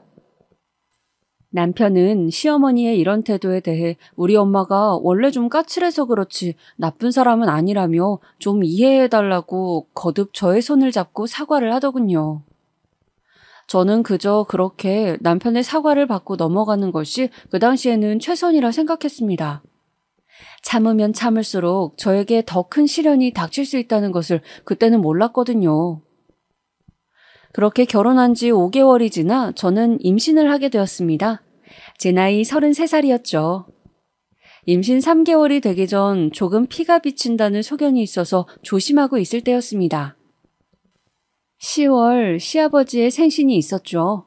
저는 첫 생신이라 생신상을 차려드리고 싶었지만 몸이 너무 좋지 않아서 남편과 상의하에 식사를 대접하기로 하고 유명한 한정식집을 예약을 해두었습니다. 시부모님은 약속 시간에 맞춰 식사 장소에 나오셨더군요. 그때부터 사실 어머님은 표정이 조금 안 좋았지만 저는 그저 피곤하신가 보다라고 생각했어요. 한정식은 코스별로 잘 나왔고 특히 구절판과 떡갈비가 맛있었습니다. 식사로 나온 들깨수제비도 고소하고 맛있었고요. 그런데 식사를 다 마치고 저와 신랑이 화장실을 다녀온 사이 시부모님께서 이미 결제를 하신 거예요. 저는 조금 당황스러워서 신랑을 쳐다봤지만 신랑은 이미 돈 내셨으니 어쩔 수 없지 하면서 인사를 하고 집으로 돌아왔어요. 그런데 그날 저녁 저는 시어머니에게서 장문의 문자를 받았습니다. 문자에는 차마 제가 입에 담을 수 없을 정도의 친정 부모님 욕과 감히 며느리가 집안에 들어오자마자 어디 생신에 돈을 써서 해결하려 하냐는 말이 가득 쓰여 있었습니다. 결혼하고 첫 생신을 어떻게 이따위로 할 수 있냐는 것이었어요. 임신을 했다고 해서 이해해보려고 했는데 식사 다 하고 돈까지 우리가 내야겠냐고 어머니는 엄청나게 화를 내셨어요. 어머님께 다시 전화를 걸어서 저희가 결제하려고 했는데 이미 계산을 하셔서 당황해서 저희도 그냥 돌아온 것이라고. 지금이라도 돈은 드리겠다고 했지만 어머니는 그냥 아들 자식은 결혼하면 남이라더니 딱 그 짝이라며 뱃속에 지 새끼만 중요하지 물고 빨고 키워준 부모는 온데간데 없다고 계속 소리를 지르며 화를 내시는 것이었어요. 저는 너무 걱정도 되고 어머님의 기분이 안 좋으신 것 같아서 뭉치는 배를 잡고서 마트를 가서 장을 봤습니다. 그리고 집으로 돌아와서 잡채며 불고기며 제가 당장 할 수 있는 모든 요리를 다 해서 큰 5단 도시락통에 과일이며 뭐며 담아서 시댁으로 갔어요. 그렇게 택시를 타고 시댁에 도착해서 초인종을 누르자 어머니께서는 시위하러 왔냐며 처음엔 문도 열어주시지 않더라고요. 저는 계속 초인종을 누르며 드릴 것이 있으니 문만 좀 열어주십사 부탁을 드렸어요. 그랬더니 어머니께서 못 이긴 듯이 문을 열어주시더라고요. 저는 어머님께 첫 생신을 대접해드리지 못해서 죄송하다고 말씀드리며 제가 생신 음식을 좀 해왔으니 아버님과 저녁에 드시라고 말씀드렸어요. 어머님께서는 도시락을 한 칸 한 칸 꺼내어 열어보시더니 친정엄마가 해준 거 아니냐. 가만 보니 비싼 재료는 하나도 없고 싼 것들만 잔뜩 싸서 만들어 왔다면서 계속해서 저에게 퍼부으시더라고요. 저는 어머니께서 현관에 계속 저를 세워두신 채 소리를 질러서 임신 초기의 몸으로 3시간을 서서 그 수모를 견뎌야 했습니다. 어머님은 자기 성질대로 퍼부으시더니 목이 아프셨는지 쾅 닫고 들어가셨습니다. 저는 울면서 시댁을 나왔어요. 배가 너무 아파서 그 자리에 조심조심 앉아서 배를 문지르면서 아가에게 미안하다고 중얼거렸습니다. 아가야, 고생시켜서 미안해. 아가야, 집 가서 같이 쉬자. 저는 그렇게 울면서 집으로 돌아왔어요. 너무 속이 상해서 친정에 전화를 걸고 싶었지만 부모님이 상황을 아시면 너무 속상해 하실까봐 제 자존심에 이야기를 할 수도 없었습니다. 그저 신랑이 오기만 기다리며 집에서 침대에 누워 하염없이 울었습니다.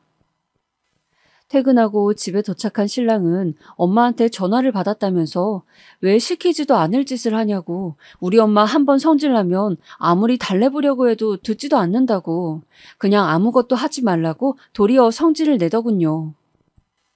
저는 실컷 고생만 하고 아무도 제 마음을 알아주지도 않아 속상한 마음을 안고 그날을 보냈습니다. 그 후 한동안은 시댁에 가지 않고 태교에 전념했어요. 신랑도 안 가도 된다고 그냥 컨디션 관리나 잘하라고 했어요. 그렇지만 남편의 가족인데 아예 안 볼 수도 없고 그해 추석에 다시 찾아뵈면서 저는 또 시집살이를 겪게 되었습니다.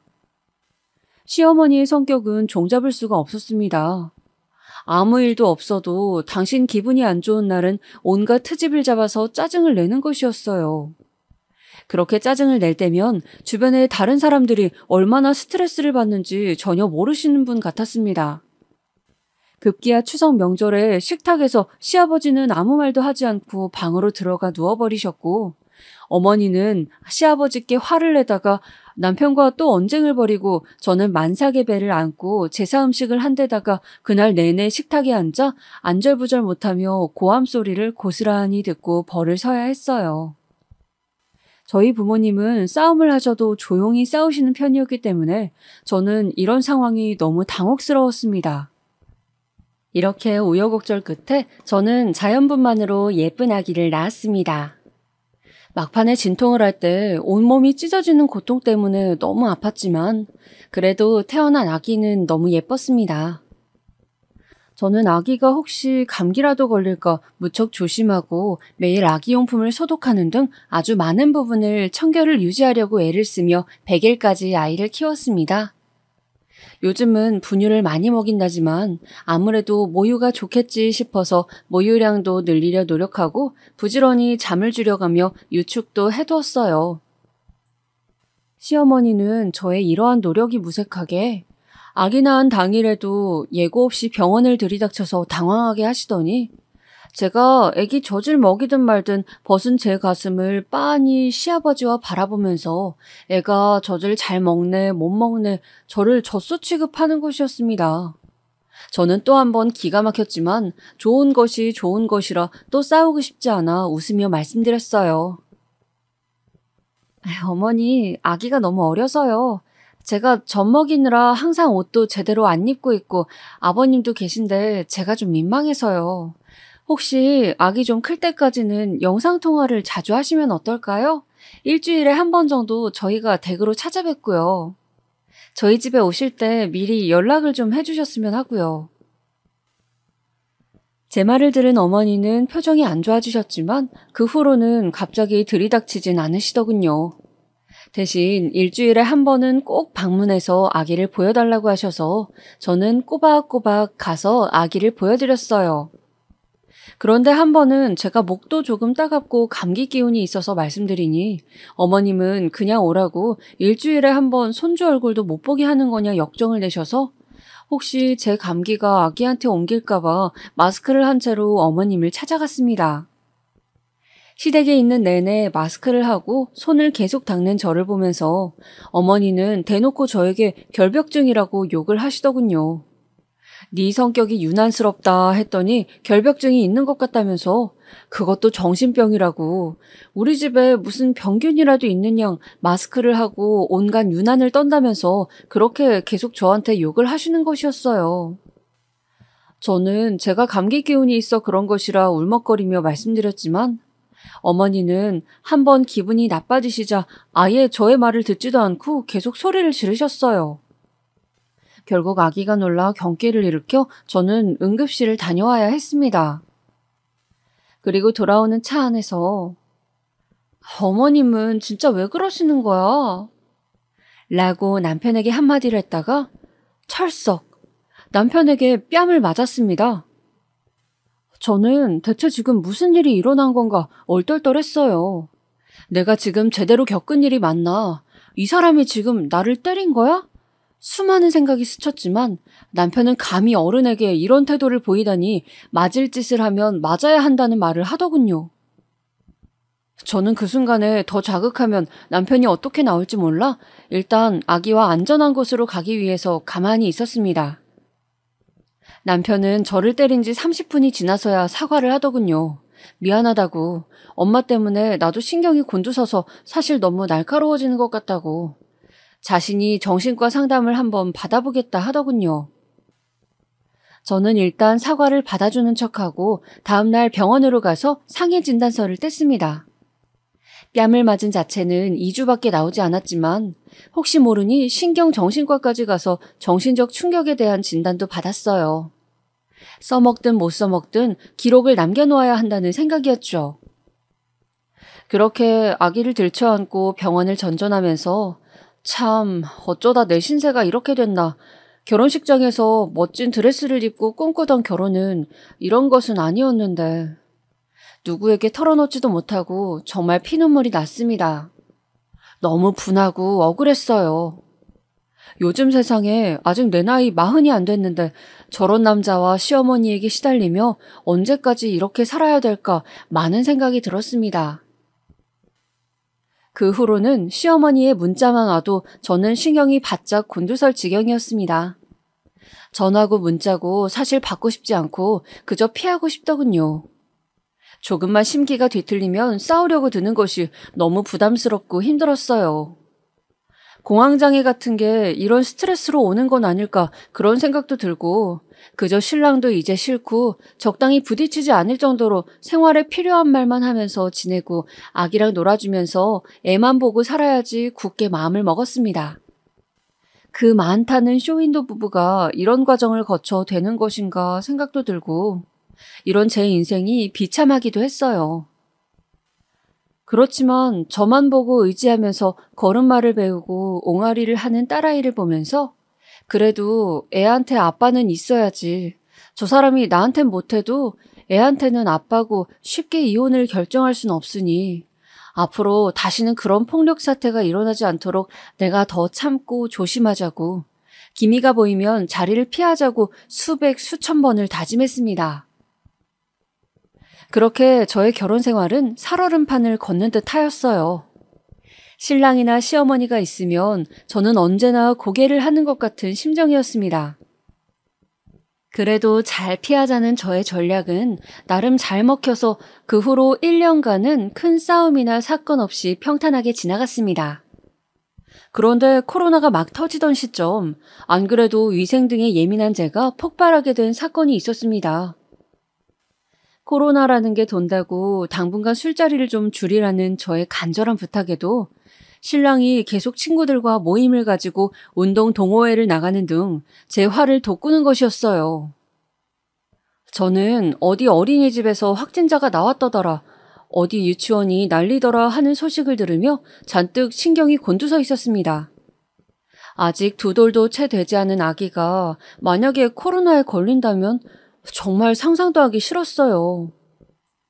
친구들을 좋아하고 술을 좋아하는 사람이기에 신혼 때 그런 식으로 갑자기 와도 항상 술상을 봐주면 잘 대접을 해주었지만 이제는 코로나가 있기 때문에 사정이 달랐어요. 아기가 혹시 세균에라도 노출이 되면 어쩌나 싶어 항상 안절부절 못할 지경이었거든요. 이번만큼은 신랑이 듣는 척도 하지 않아도 계속 강하게 이야기를 했습니다. 다른 건 몰라도 아이 건강만큼은 유의해줬으면 한다.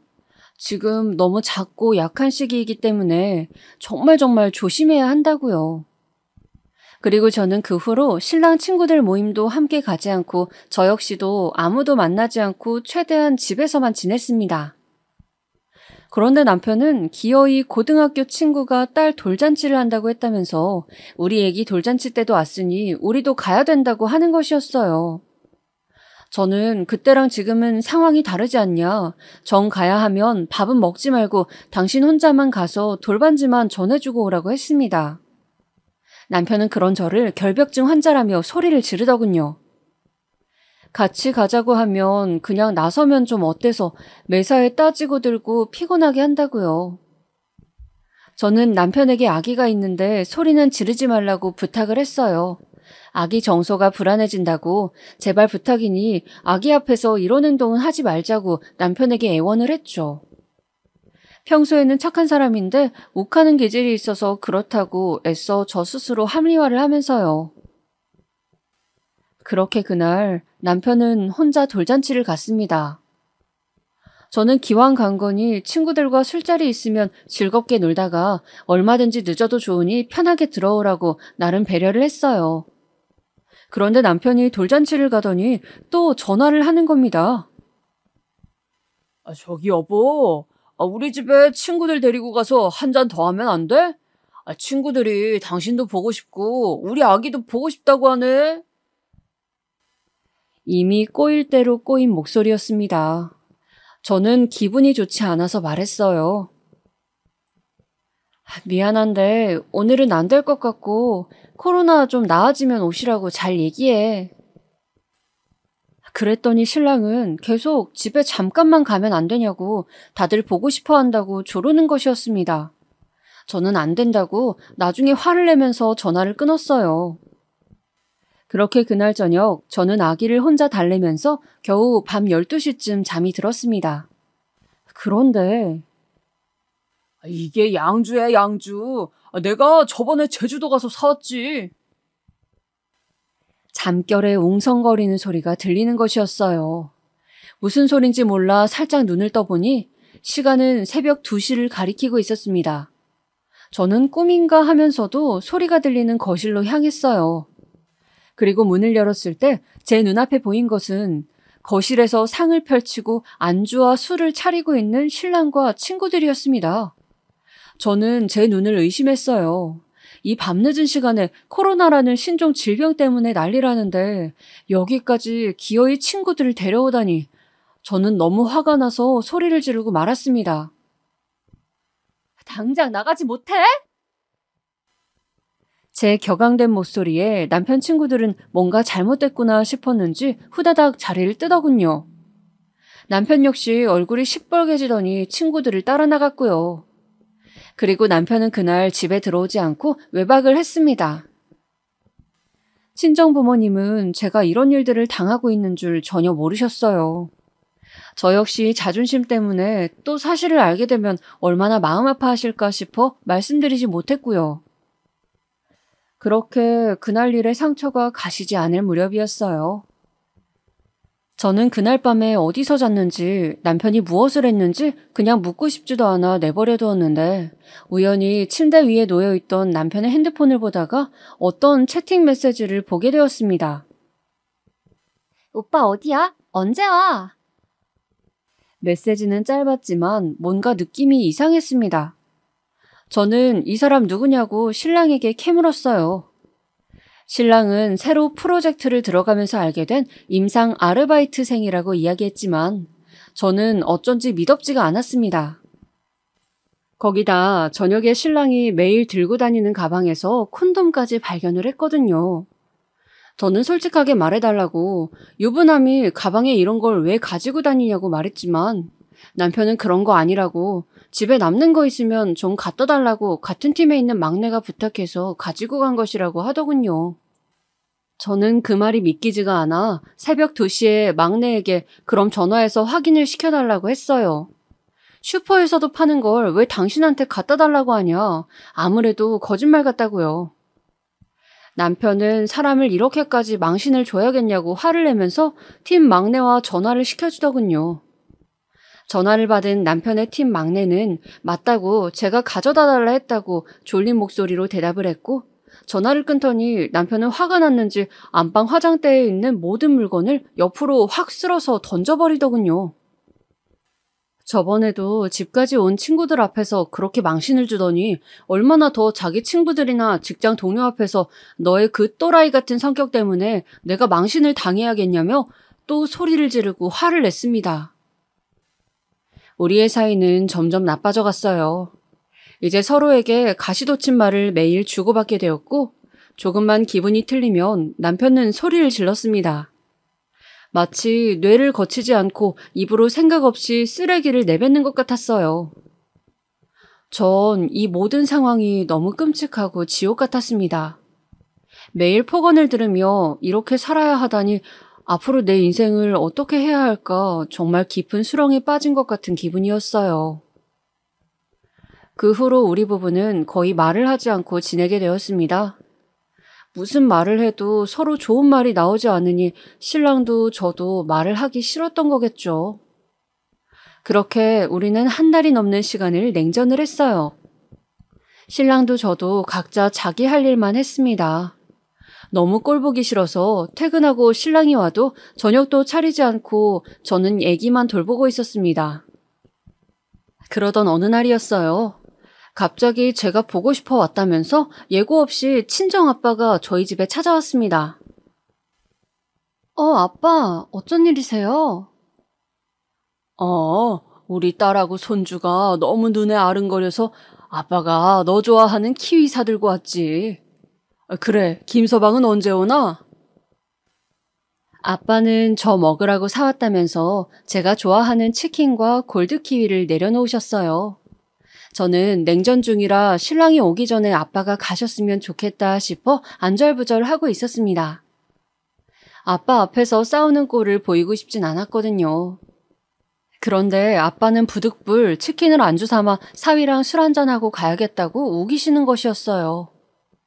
저는 냉전 중인 남편이 협조를 안 하면 어쩌나 싶어 조마조마했지만 아빠한테 왜 싸웠는지 사실대로 이야기할 수도 없고 해서 초조하게 아빠와 함께 신랑을 기다리게 되었습니다. 제발 신랑이 눈치껏 아빠에게 행동하길 바라면서요. 마침 7시 반쯤 되어 신랑이 오더군요. 아빠는 잠시 화장실에 가 계시느라 신랑이 온 줄 모르셨어요. 저는 잘됐다 싶어 간단하게라도 신랑에게 상황을 설명하려고 다급하게 말을 꺼냈습니다. 저기 여보 있잖아. 어머니! 언제부터 계셨는지 다짜고짜 신랑의 뒤에서 어머니께서 튀어나오시더니 대뜸 제 머리채를 휘어잡는 것이었습니다. 저는 태어나서 머리채를 처음 잡혀와서 정신이 하나도 없었어요. 머리가 빙빙 도니까 정신이 없고 너무 어지러웠어요.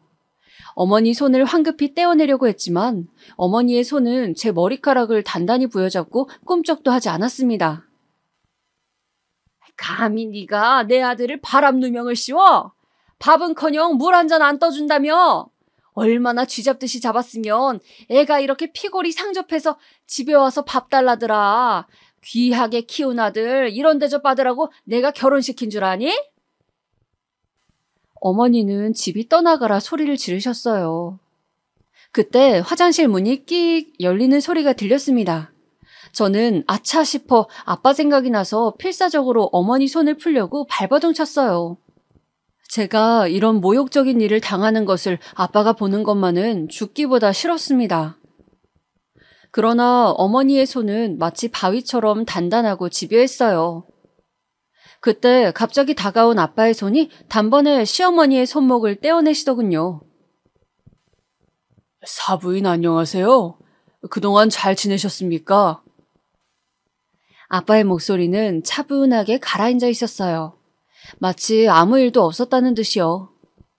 그러나 저는 알았어요.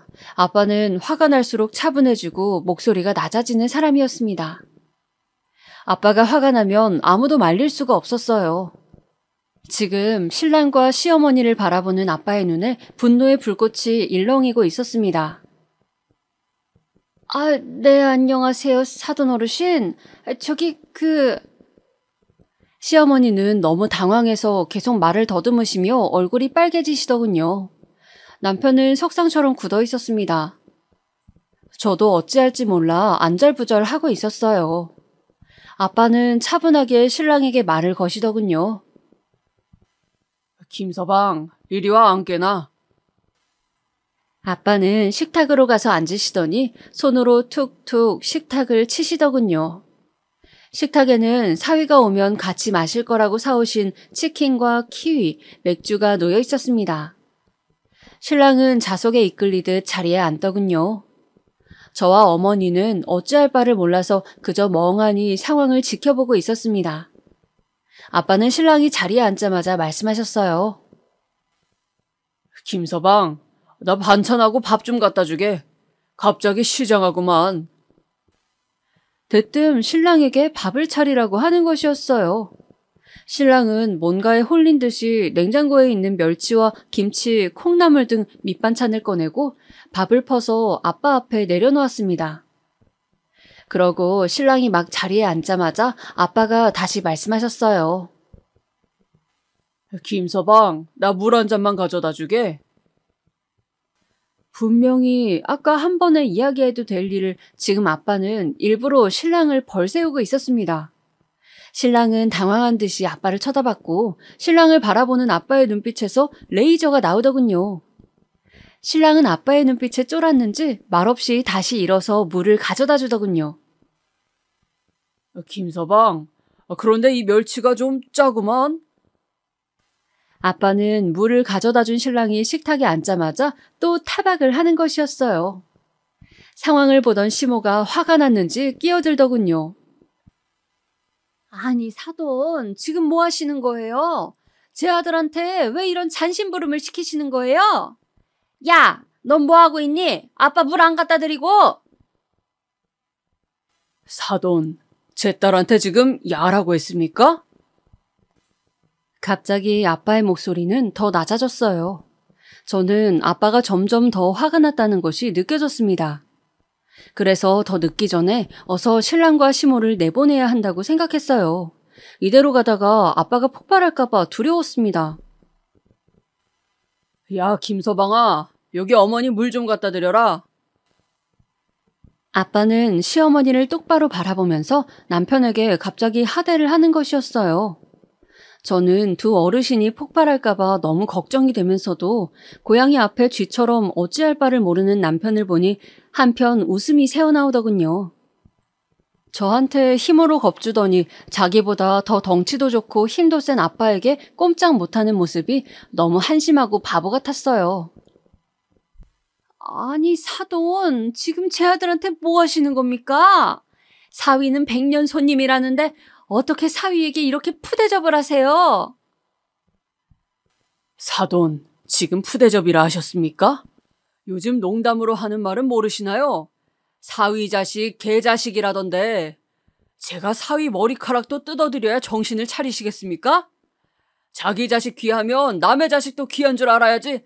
내 딸을 어떻게 키웠는데 다 죽여버리려니까. 김서방, 이리 와. 내 오늘 자네 머리털 싹 다 뽑아줄라니까. 아빠는 기세등등하게 시어머니 앞에서 부엌 가위를 들더니 신랑의 머리카락을 자르기 위해 신랑을 향해 가더군요. 우와, 이거 놓으세요. 신랑은 건장한 제 아버지가 큼직한 가위를 들고 나를 서걱거리며 머리를 잡으려 하자 기겁을 하고 총알같이 빠른 속도로 현관문을 향해 튀어나가더군요. 그 속도가 얼마나 빠르던지 저는 100m 달리기 국가대표 같다는 생각을 했습니다. 아빠의 행동에 저도 모르게 실소가 나오더군요. 마치 궁지에 몰린 생쥐골에서 천군만마를 얻은 듯한 기분이 들었어요. 어머니는 저를 째려보시더니 아들의 뒤를 따라 황급히 뛰어가시더군요. 그 모습을 보고 있자니 소중한 아들 뒷공문이나 평생 쫓아다니든지 말든지 이제 에라 모르겠다 하는 기분이 들더군요. 정말 그동안 남편과 시어머니에게 당하면서 참았던 모든 것들이 다 씻겨내려가는 기분이었습니다. 저렇게 꽁지 빠지게 도망가는 못난 놈을 내가 그동안 그토록 믿고 사랑했다니, 평생을 함께할 남편으로 골랐다니 웃으면서도 스스로 창피하기도 하고 한심하기도 하더군요. 그리고 저는 아빠에게 그간의 일들을 다 말씀드렸어요. 시어머니와 남편에게 어떤 지옥 같은 일들을 당했는지, 어떻게 해야 할지 몰라 이혼만이 답은 아닌 것 같아 참아온 이야기와 차마 부모님께 말할 수 없었다는 것도요. 제 이야기를 다 들으신 후 아빠는 정성스레 제 손을 쓰다듬으며 말씀하시더군요. 딸아, 내 딸, 아빠는 말이다. 네가 이혼녀가 되든지 말든지 다른 사람의 시선 같은 건 상관없단다. 원래 남의 말은 한번 입 밖에 내고 잊어버려. 사람들은 다 자기 일에 관심이 있지 남의 일에는 관심이 없는 법이란다. 아빠는 네가 이혼을 하든 안 하든 그건 네 결정에 맡길 거야. 이제 너도 부모이기 때문에 네 아이의 앞날까지 생각해서 결정해야 하기 때문이란다. 부모의 무게는 평생 지고 가야 하는 것이지. 그래서 그 짐은 가장 나를 행복하게 하면서도 두렵게 하는 것이란다. 네가 어떤 결정을 하든 네 의견을 존중할게. 다만 한 가지 약속해다오. 그 어떤 일이 있더라도 이제 혼자서 울지 말거라. 불효가 다른 것이 아니란다. 네가 혼자 울고 참았다는 것을 나중에 알게 되면 엄마 아빠의 마음은 100배 1000배 더 아픈 거야. 네 곁에는 언제나 엄마 아빠가 든든하게 지키고 있으니까. 알았지? 사랑한다 우리 딸. 아빠. 저는 앞으로는 어떤 일이 있어도 혼자 울지 말라는 아빠의 목소리를 들으며 정말 무한히 크고 깊은 부모의 사랑을 느꼈습니다. 너무나 감사하고 또 감사하더군요. 그리고 저도 꼭 훌륭하게 자립하여 부모님이 나중에 힘드실 때 힘이 되는 딸이 되고 싶다는 다짐을 하게 되었습니다. 그 일 이후로 저는 심사숙고하여 신랑과 이혼을 진행했습니다. 아무리 다시 생각해보려고 해도 정말 꼴도 보고 싶지 않았거든요. 제 남은 인생을 도저히 이 사람과 살 수는 없겠더군요. 물론 아기가 너무 어려서 마음에 걸렸지만 저렇게 계속 소리만 지르는 아빠가 무슨 소용이 있겠냐는 마음으로 그냥 저질러버렸습니다. 진단서 끊어둔 것도 있었고 시어머니의 몰상식한 문자가 너무 많아서 저는 생각보다 수월하게 이혼을 할 수 있었습니다. 물론 남편이 유책 배우자였죠. 이혼을 한 해 만에 좀 시끄러웠지만 결국은 제 뜻대로 제가 모은 증거들 앞에 남편은 친권, 양육권을 모두 내놓을 수밖에 없었습니다. 적지만 위자료도 물론이고요. 시어머니는 저에게 전화를 걸어서 울면서 빌다가 다음 날은 전화로 쌍욕을 하기도 하는 등 버라이어티한 반응을 보여주셨고요. 저는 단련이 되었기 때문에 가볍게 무시했습니다. 이제 그 인간들이 무슨 소리를 하든 말든 귀를 닫아버리니 편하더군요. 그리고 남편과 함께 다니던 제약회사 일은 그만두고 아가씨 때 재미삼아 배웠던 베이킹 기술로 머핀과 쿠키를 구워서 팔기 시작했어요. 비록 조그마한 가게를 간신히 구해 새를 얻어 시작했지만 가게 앞에 초등학생들이 많이 다녀서 엄마들이 제법 빵을 팔아주었습니다. 하루 종일 달콤한 빵 냄새를 맡으며 제 빵을 좋아해 주시는 분들과 하루를 보내니 그동안의 힘든 일들이 많이 상쇄되는 것을 느낍니다. 이렇게 부모님의 곁에서 아기를 키우면서 소박한 가게를 차리고 지내는 지금의 생활이 너무나 만족스럽고 꿈만 같은 요즘입니다. 여러분, 길고 긴 코로나로 힘드실 텐데 저처럼 코로나 시작될 무렵 여러 가지 힘든 일 겪은 분들도 있겠죠? 이런 문제들을 코로나 블루라고도 한다던데 저는 가끔 코로나 때문에 더 많이 싸우게 되어 이혼까지 하게 된 것은 아닐까 그런 생각에 씁쓸하기도 합니다. 반면 지옥은 잠깐으로 충분했다는 생각에 홀가분하기도 하고요. 결국 이 코로나 시대가 주는 가장 큰 교훈은 그래도 힘들 때 가족과 의지하면서 사람과 사람이 노력하며 고난을 견뎌나가야 한다는 것 아닐까 싶습니다. 그리고 아무리 남녀가 사랑해도 부부의 사랑과 부모의 사랑은 차원이 다르다는 것도 말씀드리고 싶네요. 그 어떤 일이 있어도 우리를 지켜줄 분은 바로 우리를 낳아준 부모님입니다. 부모님께 효도하시기 바랍니다. 그리고 결혼 생활 중에 억울한 일이 있거나 부당한 일을 당하면 꼭 주변에 도움을 청하시길 바랍니다. 남편도 시댁도 한순간에 돌아설 수 있으니까요. 괜히 피는 물보다 진하다고 하는 것이 아니잖아요. 이상 저의 이혼 이야기 어떠셨나요? 여러분, 벌써 오후가 되었네요. 따뜻한 커피와 달콤한 머핀 드시면서 오늘 하루 마무리해보시면 어떨까요? 저는 이제 커피 타임 하러 가봐야겠네요. 지금까지 긴 이야기 들어주셔서 감사합니다.